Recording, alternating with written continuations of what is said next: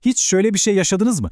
Gece yarısı bir anda uyanıyorsunuz, bilinciniz tamamen yerinde, etrafı görüyorsunuz, sesleri duyuyorsunuz ama kımıldayamıyorsunuz. Sanki göğsünüze birisi oturmuş gibi ağır bir baskı, nefes bile alamıyorsunuz. Eğer bu senaryo size tanıdık geldiyse emin olun yalnız değilsiniz. Peki yüzyıllar boyunca insanlar bu dehşet verici deneyimi nasıl yorumladı? Cevap genellikle gözle göremediğimiz varlıklarda arandı. Şöyle bir düşünün, tıp henüz bu kadar ilerlememişken insan anlam veremediği bu duruma ne desin?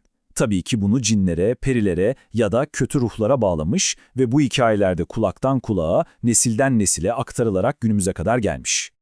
Ve bu inanışların tam merkezinde de çok korkutucu bir figür var. Al karısı.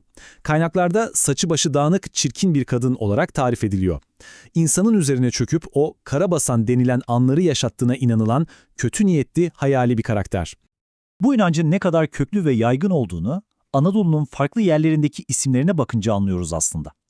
Alkarısı, Haftar, Tepegöz, Kapoz, Hibbilik hepsi aynı kadim korkuyu anlatan farklı kelimeler.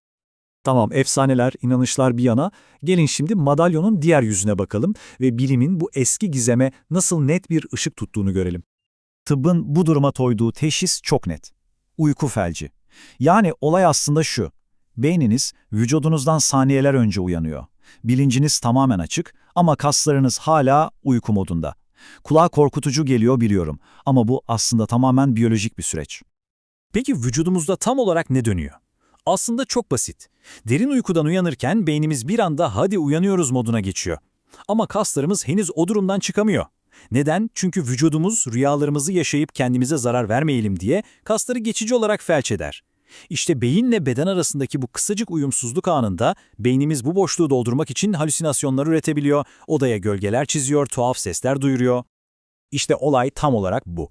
Beyin uyanık, beden ise hala uykuda. Bütün o dehşet hissi, o göğüsteki baskı, işte bu saniyelik kopukluktan ibaret. Yani üzerinize oturan bir varlık falan yok. Sadece beyninizle bedeniniz arasında anlık bir senkronizasyon sorunu var. Peki uyku felcini ne tetikliyor? Bunun kesin bir cevabı olmasa da uzmanlar bazı ortak noktalara dikkat çekiyor. Mesela gündelik hayattaki kaygılar, yoğun stres, aşırı yorgunluk ve özellikle de bozuk bir uyku düzeni bu durumu yaşama ihtimalini epey artırabiliyor.